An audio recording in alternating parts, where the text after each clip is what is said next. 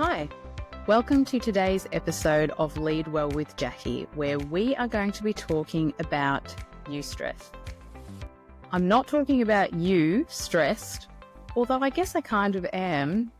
You'll understand more when we get into it. I'm talking about eustress, E-U-S-T-R-E-S-S, eustress. I'm like in a spelling bee. Eustress is the positive, energizing kind of stress that drives performance and growth.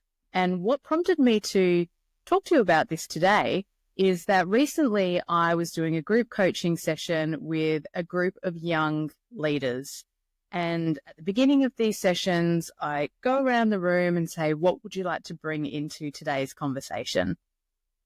And half of them said, I would really like to talk about delegating because I'm not very good at it and I don't want to add more burden to my team. I don't want to stress them out.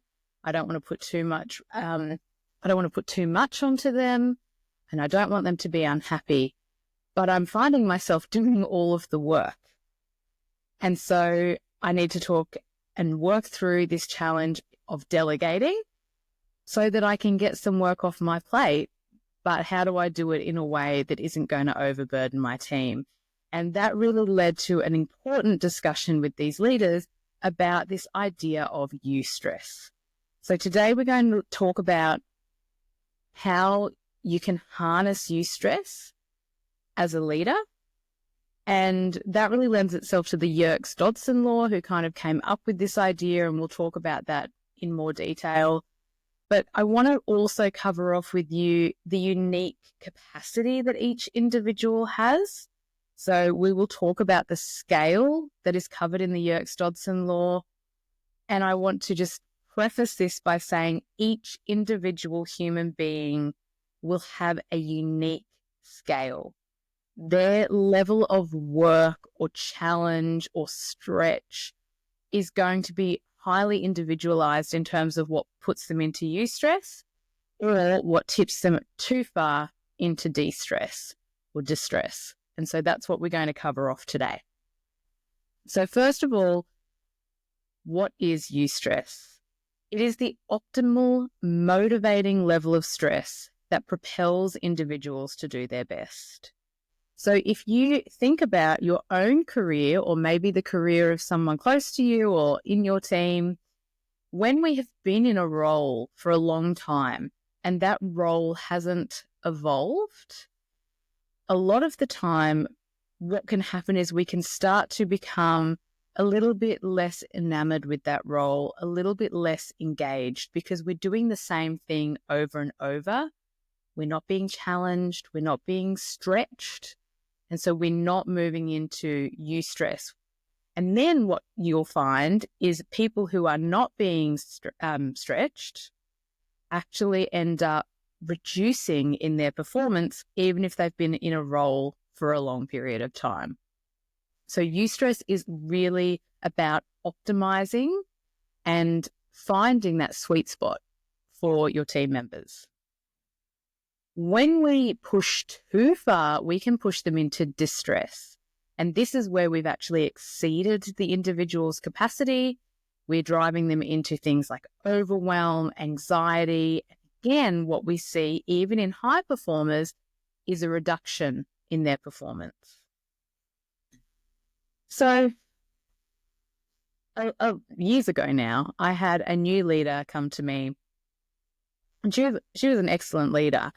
And her challenge was this: Jackie, I am finding that we have a lot of work on, and I'm finding myself getting frustrated because one of my team members keeps saying that they are stressed out, they're stretched, they're overwhelmed, they're always in a bit of a tears, they're always in this really heightened state.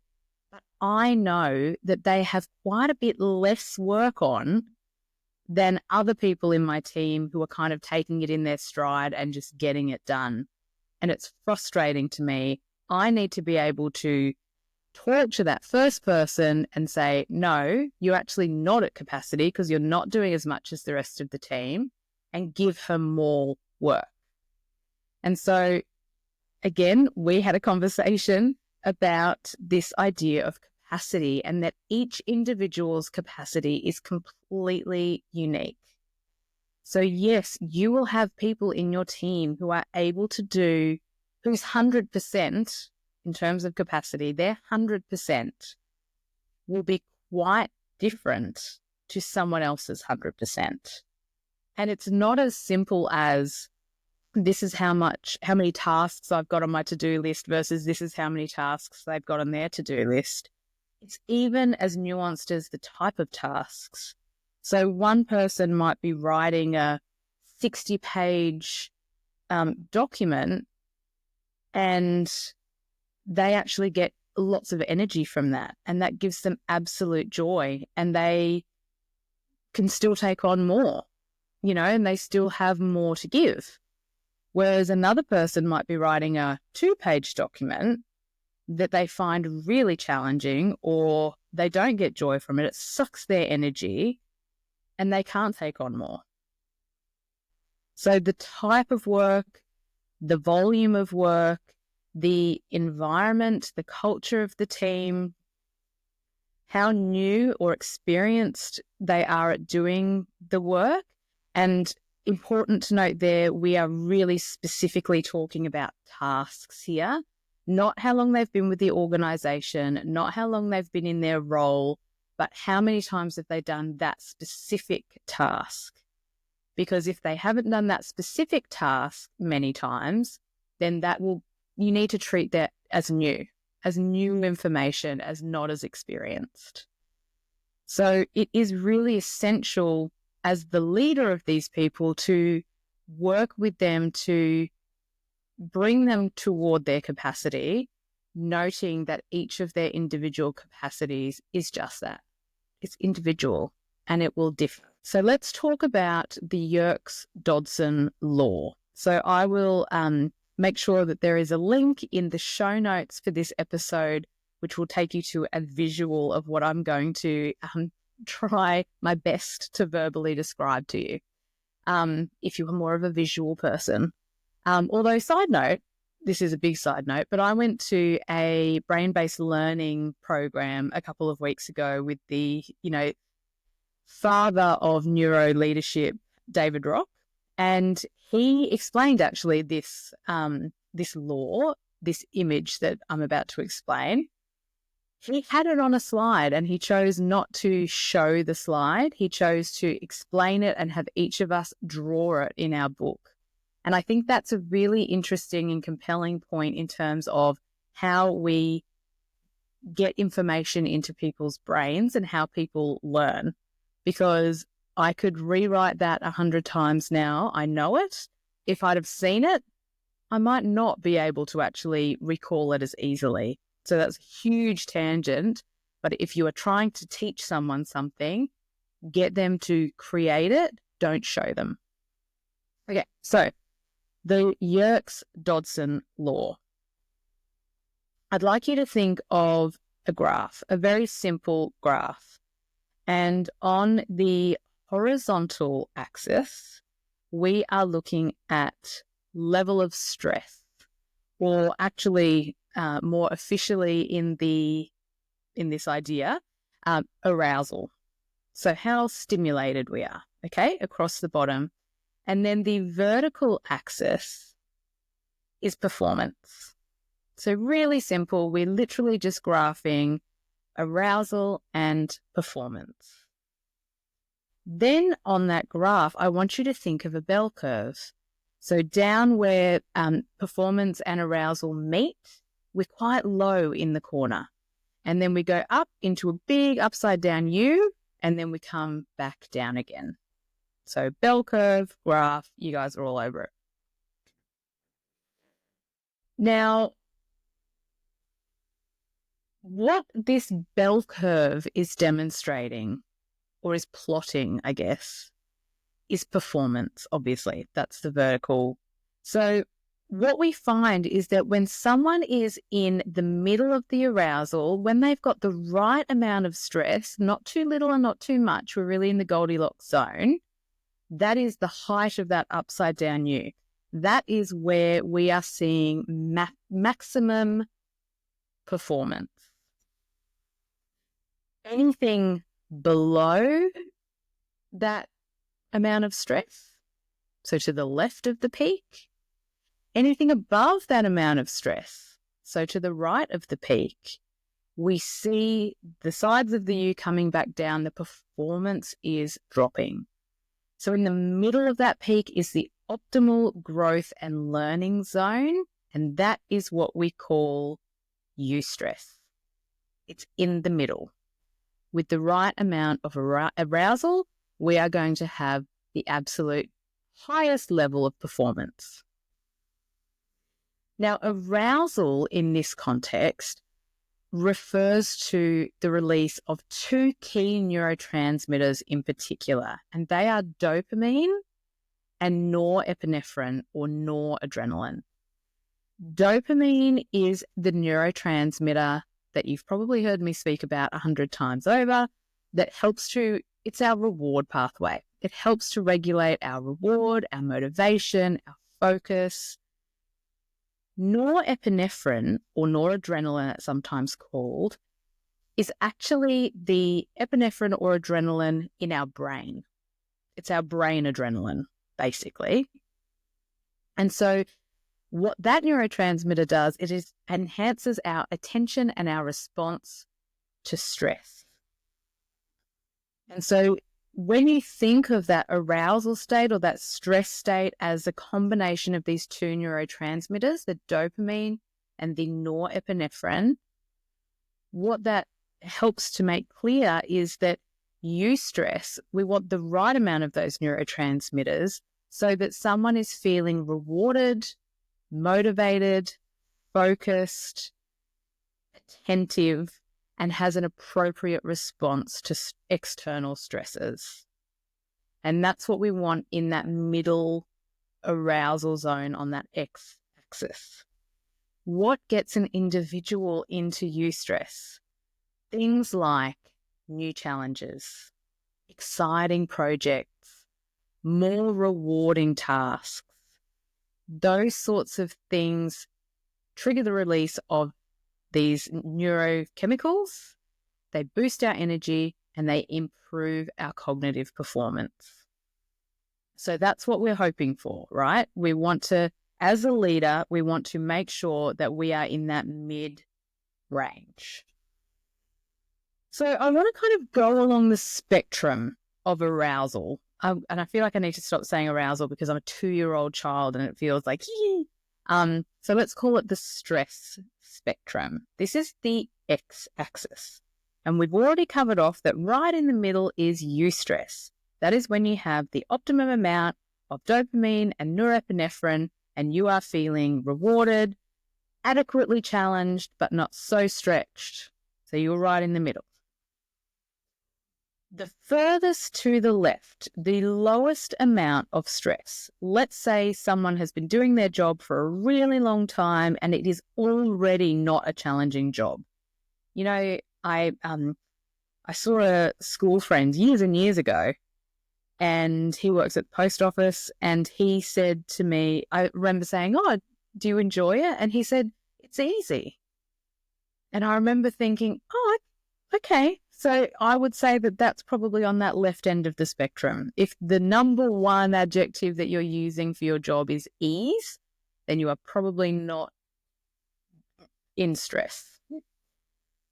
The challenge that we have with team members who are at that far left end of the spectrum of the stress scale is something called boreout, which is the opposite of burnout.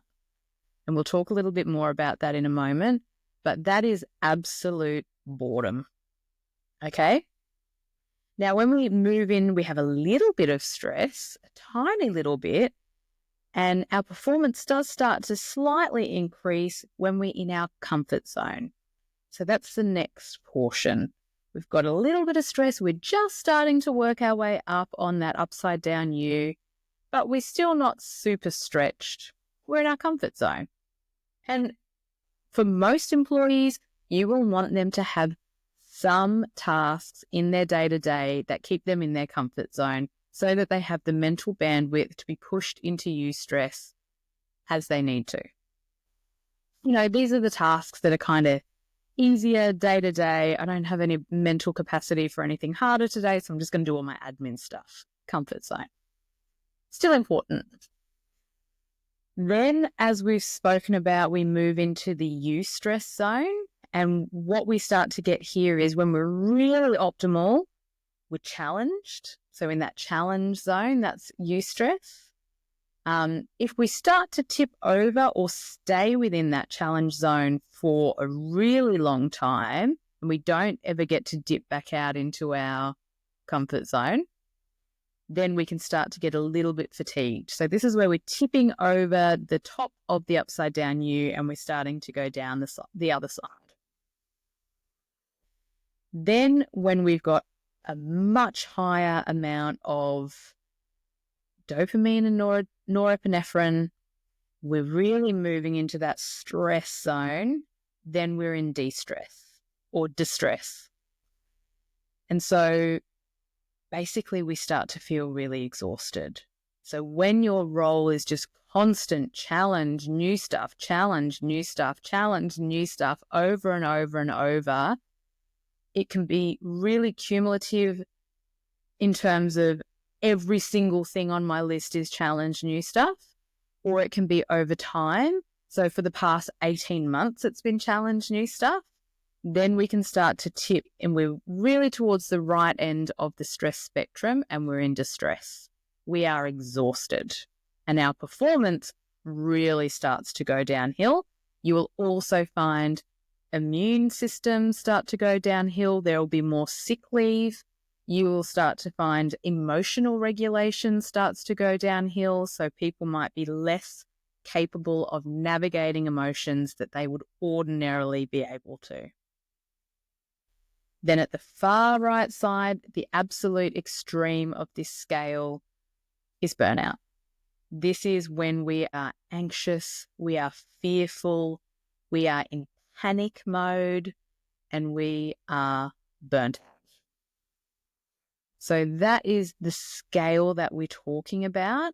And as leaders, it's really essential that we are keeping our people in the optimal zone, the eustress zone. And like I said before, keep in mind that this is really unique to each individual. So start to assess each person in your team's baseline capacity and then, adjust your expectations and your challenges and sort of test them. Like maybe I'll get them to work on this project or maybe I'll get them to do this new task and see how they go. If they thrive, you're pushing them into eustress. This is good. Check in with them. See if they're ready to take on a little bit more, or that for future reference. If you give them something quite big and you really want to stretch them, you really want to challenge them, and you start to see them disengaging a little bit, maybe they're actually a bit less proactive than you would usually expect. Maybe they start to, maybe they become a bit avoidant. You want to, how's that project going that I gave you? And no updates. Maybe it's too much for them. Maybe you've tipped them into distress.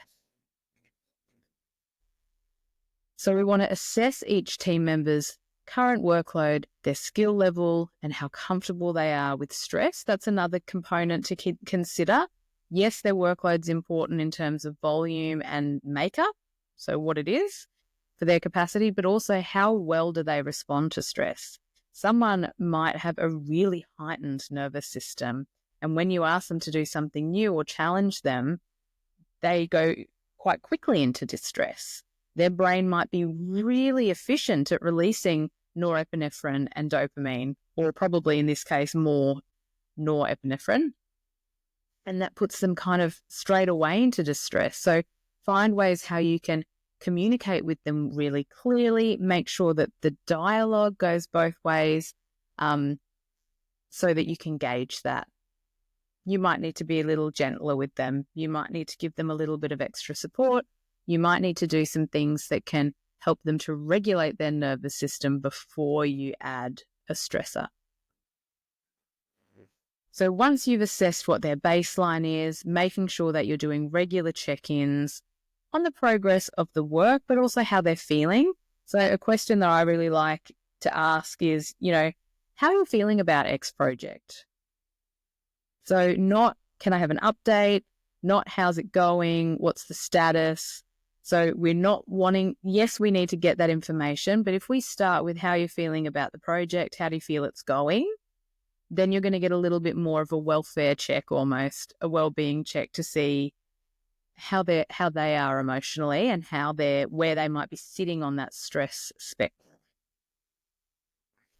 Also making sure that allows for open dialogue and they're able to say, actually, I'm super stressed out about it, or I'm really struggling with it, or I don't know where to start, so that they are safe to tell you when they're moving past eustress.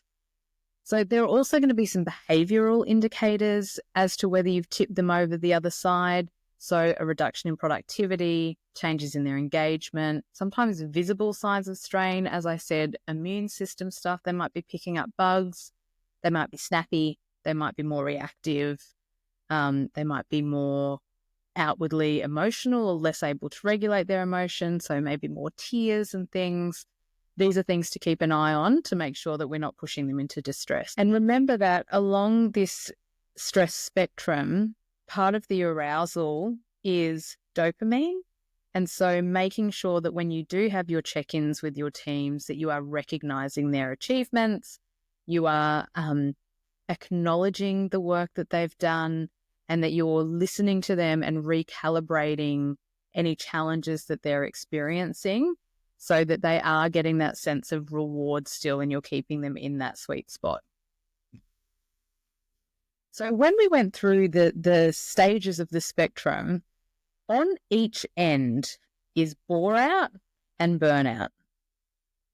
So boreout is on the far left, when someone doesn't have any stress. Like, it does sound kind of nice, I'm not going to lie. But actually what it is, you're going to see their performance plummet. They are being under-challenged and they're experiencing prolonged boredom. So they're no longer feeling fulfilled in their work.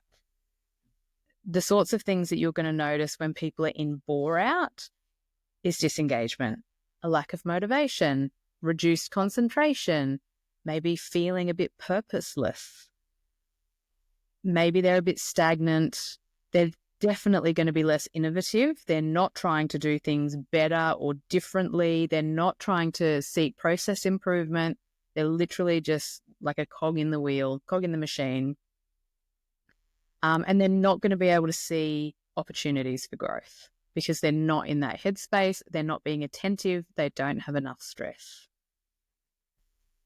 The other extreme, of course, is burnout. And that happens when, as I said earlier, stress exceeds an individual's capacity and we're leading to exhaustion. So what you're going to see here is chronic fatigue, cynicism, a lot of skepticism. Sometimes you might see an increase in nostalgia.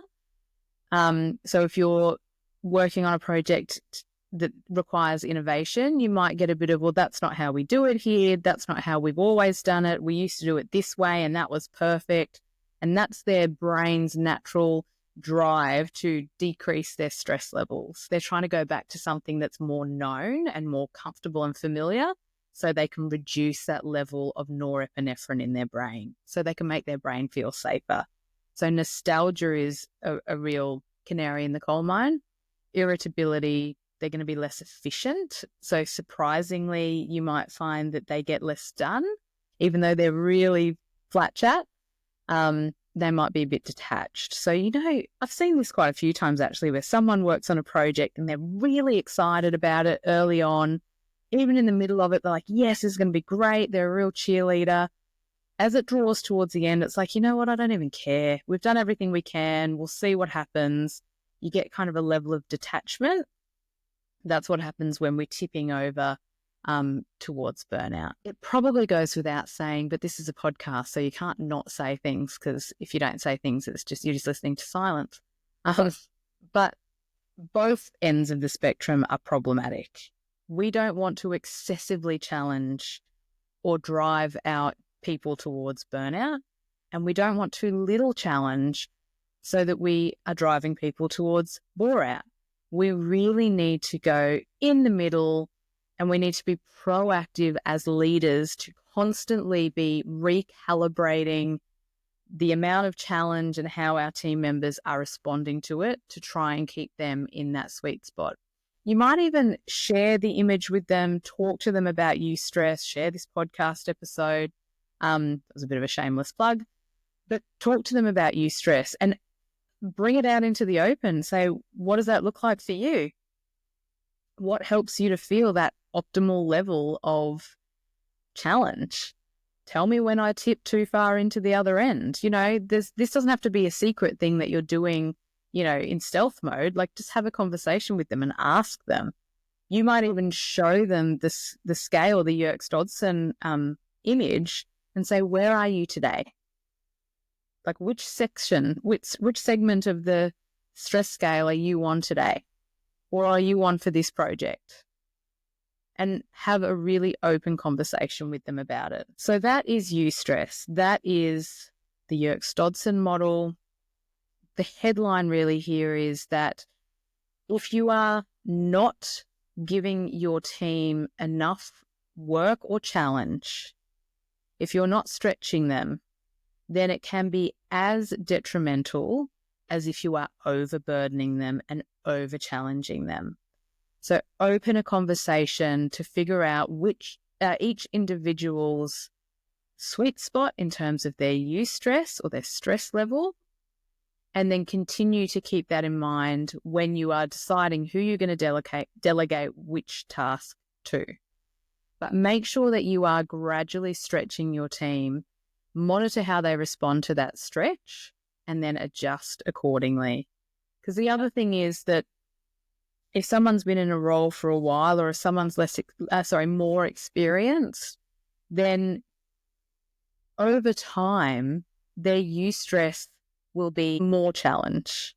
If you give them a challenge, a big project for a year, that's actually going to almost increase their tolerance and their capacity for more stress. So making sure that we're continuing to stretch our team members, not keeping them at the same level of stretch over a prolonged period of time, because that's going to tip them onto the left side and towards boredom. So I encourage you to first think about where you are on the model, where you sit in terms of your eustress, and then start to have a conversation with your team members and start to implement some new strategies so that you are stretching your team adequately. That's all from me today. Please make sure that you share any questions or thoughts in the comments below.